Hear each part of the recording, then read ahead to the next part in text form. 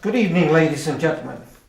We are here to discuss the very curious case of the murder of Mr. Richard DeMille. The murderer is someone in this room, sweating as we speak.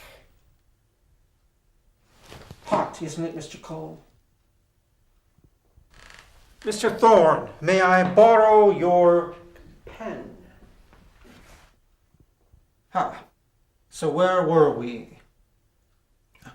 On October 19th, Mr. DeMille entered our office and asked us to investigate his business partner, you, Mr. Cole. Stop right. You, Mr. Cole. You, Mr. Cole. You, Mr. Cole.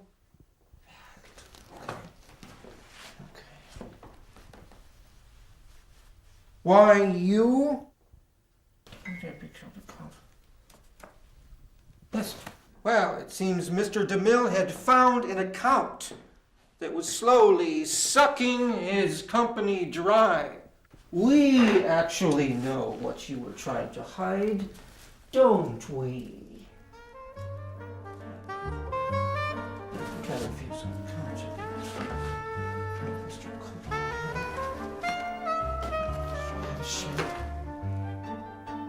Mrs. DeMille, you think it wise to sit so closely to the man implicated in the murder of your husband? Huh?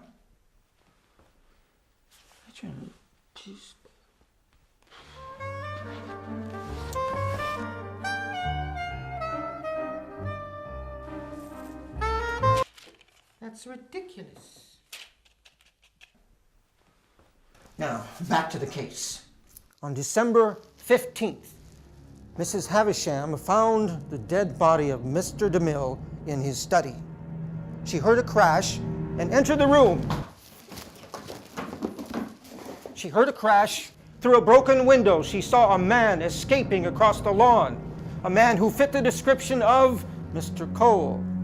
Footprints on the floor matched those of elegant shoes worn by Mr. Cole. Mr. DeMille's dead body lay face down on the floor, stabbed in the back with a silver letter opener belonging to Mr. Cole. Lucky for you that I am on the case. Lucky for you I am on the case. The murderer was clever, but not clever enough to outwit me. Clever enough. That's not going to do it. I'm not going to do it. Mr. Cole, your right injured leg causes you to hold your walking stick in your right hand. Is that not correct? Mr. Cole, can I have a light, please? Mr. Cole, please. I can't wait all day.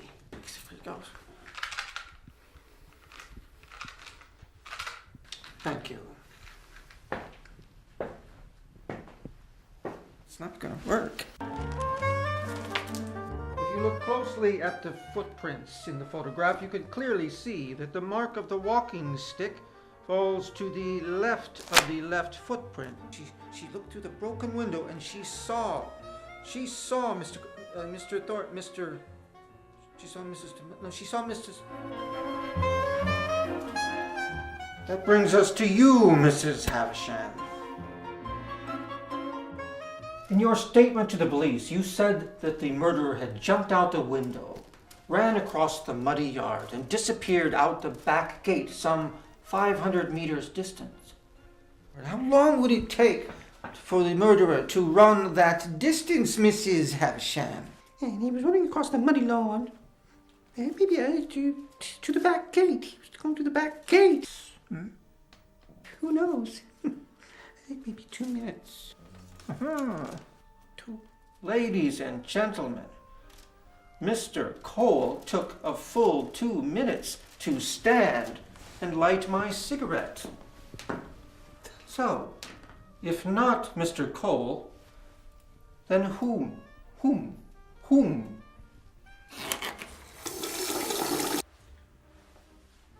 When I spoke to the bank manager about the fraudulent account, he said he had a dim recollection of the person who opened the account. However, he did remember the pen, a very extravagant diamond pen, a pen very much like the one I hold in my hand. Mrs. DeMille, on the night of the murder, you told the police that you had had a violent argument with your husband, that in a drunken rage he had pushed you against a bookshelf, and that you had left the study weeping. That was the last time anyone saw Mr. DeMille alive. You think I did it? I know you didn't kill your husband, Mrs. DeMille. Has that got anything to do with the case? It has everything to do with the case, Mr. Cole. It's not going to work. On the shelf, originally they were messed up, but then they became orderly. When I examined the crime scene photographs, I noticed that the books were neatly arranged in order, according to their heights. One can obviously conclude that someone had been in the room after Mrs. DeMille left. Have you heard of a mental condition called obsessive-compulsive disorder? Persons so afflicted compulsively clean and neatly arrange things. Am I right, Mr. Thorne?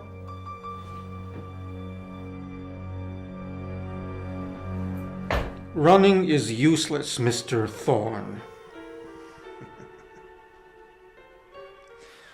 Okay, got the pen, got the photos, got the footprints.